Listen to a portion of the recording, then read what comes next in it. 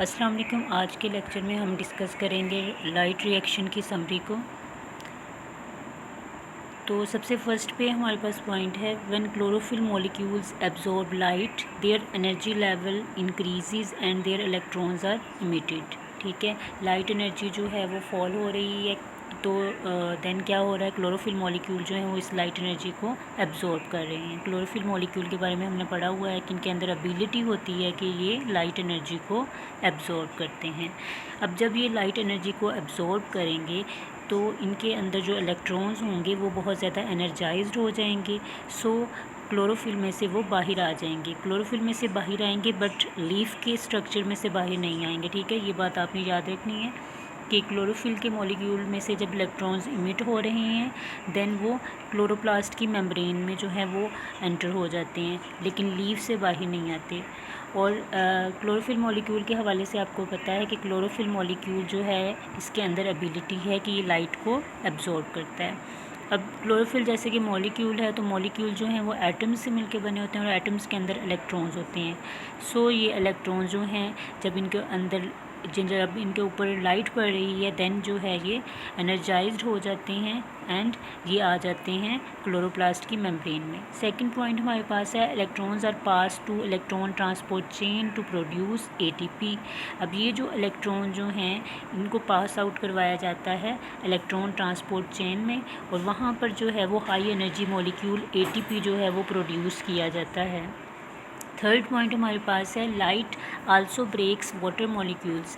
अब ये जो लाइट फॉल हो रही है, ये लाइट जो है वो वाटर मॉलिक्यूल को भी तोड़ती है, और इसके लिए हम टर्म यूज़ करते हैं photolysis. Photo mean light and lysis mean break down, and oxygen is released. अब वाटर का फार्मूला आपको पता है H2O। देन हमारे पास H2O जब ब्रेक होगा तो हमारे पास हाइड्रोजन एंड ऑक्सीजन आएगी। ठीक है, the hydrogen atoms of water give electrons to chlorophyll and become ions.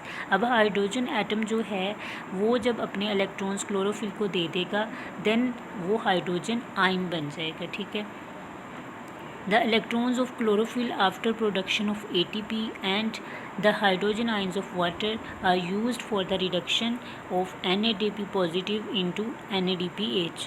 अब जो क्लोरोफिल के इलेक्ट्रॉन्स हैं ये ATP को जब प्रोड्यूस करवा लेंगे तो देन वो क्या करेंगे, वो वाटर के हाइड्रोजन आइंस के साथ मिलकर जो है NADP पॉजिटिव को प्रोड्यूस करवा देंगे इनटू NADPH। तो इसको हम डायग्राम के थ्रू अंडरस्टैंड करते हैं। तो ये ग्रीन कलर में आपके पास जो है ये फ़ोटो सिस्टम दिखाए गए हैं। फ़ोटो सिस्टम क्या होता है, क्लोरोफिल मॉलिक्यूल जब क्लस्टर की फॉर्म में होते हैं देन इसको फ़ोटो सिस्टम का नेम दिया जाता है।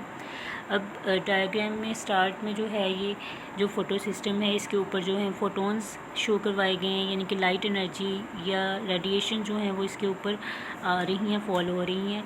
तो देन जो है दो इलेक्ट्रॉन जो हैं वो इसमें से रिलीज़ हो रहे हैं, इमिट हो रहे हैं, और ये दोनों इलेक्ट्रॉन जो हैं ये पास हो रहे हैं इलेक्ट्रॉन ट्रांसपोर्ट चेन में से, और इलेक्ट्रॉन ट्रांसपोर्ट चेन में जो है वो हाई एनर्जी मॉलिक्यूल ATP जो है वो बन रहा है।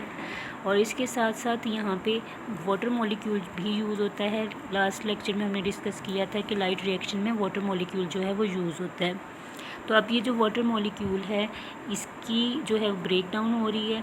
अब ये जो जब इसकी ब्रेक डाउन हो रही है देन हमारे पास 2 हाइड्रोजन आ रहे हैं एंड हाफ ऑक्सीजन मॉलिक्यूल। ठीक है, अब ये हाफ ऑक्सीजन मॉलिक्यूल कहाँ से आए हैं, ये H2O इसका फार्मूला है ना, तो हमारे पास 2 हाइड्रोजन आइन आ गए हैं और 1 ऑक्सीजन आना चाहिए था। ठीक है, 1 ऑक्सीजन एटम। अब एटम की फॉर्म में जो है ऑक्सीजन एग्जिस्ट नहीं करता है, स्टेबल नहीं होता है, मॉलिक्यूल की फॉर्म में स्टेबल होता है। तो 1 ऑक्सीजन एटम जो हैं उनका अगर हम मॉलिक्यूल बनाएं तो देन वो 1 से हाफ बन जाएंगे। ठीक है, इनकी मॉलिक्यूल फॉर्म में वो हाफ ऑक्सीजन मॉलिक्यूल होंगे। सो हमारे पास यहाँ पे हाफ ऑक्सीजन मॉलिक्यूल शो किए गए हैं डायग्राम में। अब ये जो 2 इलेक्ट्रॉन जो हैं हमारे पास दोबारा से आ रहे हैं इस फ़ोटो सिस्टम में। अब वो 2 इलेक्ट्रॉन कहाँ पे जाएंगे, उस फ़ोटो सिस्टम के अंदर जिसने अपने 2 इलेक्ट्रॉन जो हैं वो इमिट कर दिए थे। ठीक है, यानी कि जो वाटर की ब्रेक डाउन की वजह से जो हाइड्रोजन एटम बना था वो हाइड्रोजन एटम जो है वो अपने दोनों इलेक्ट्रॉन जो है दे देगा इस फ़ोटो सिस्टम को, और वो हाइड्रोजन आइन बन जाएगा। और फिर क्या होगा, फिर जो है ये जो फोटो सिस्टम जिसने अपने दोनों इलेक्ट्रॉन्स दिए थे उसकी कमी जो है इन दोनों इलेक्ट्रॉन्स से पूरी हो जाएगी। और ये जो दो इलेक्ट्रॉन्स जो पास हुए थे इलेक्ट्रॉन ट्रांसपोर्ट चेन में से, उन्होंने एटीपी बना दी थी। देन ये दोनों इलेक्ट्रॉन्स नेक्स्ट वाले जो क्लोरोफिल मॉलिक्यूल हैं या फोटो सिस्टम है उसके पास चले जाएंगे, और वहाँ पे जाने के बाद ये जो इलेक्ट्रॉन्स होंगे वो हाइड्रोजन आयन के साथ मिलके NADP पॉजिटिव को NADPH में कन्वर्ट कर देंगे, यानी कि उसको हाइड्रोजन प्रोवाइड होगी NADP पॉजिटिव को, और वो हाई एनर्जी मॉलिक्यूल NADPH में कन्वर्ट हो जाएगा। तो लाइट रिएक्शंस में हमारे पास दो हाई एनर्जी मॉलिक्यूल्स फॉर्म हुए हैं, उसमें एक जो है वो ATP है और सेकंड वन जो है वो NADPH है, और इसमें हमारे पास ऑक्सीजन जो है वो यूज़ हो रही है। अब इस डायग्राम को अगर हम देखें तो इस डायग्राम की जो स्ट्रक्चर है, इसका स्ट्रक्चर जो है वो हमारे पास अल्फ़ाबेट Z लाइक है। सो इस रिएक्शन को जो है वो Z स्कीम का नेम भी दिया जाता है, because its structure is just like Z shape. The whole series of light reactions is called Z scheme due to its Z-shaped flow chart। तो ये आपसे क्वेश्चन भी पूछा जा सकता है, लॉन्ग क्वेश्चन भी ये आ सकता है आपके पास कि write summary of light reaction या write a note on Z scheme. तो इसमें आपने ये डायग्राम लाजमी जो है ड्रॉ करनी है।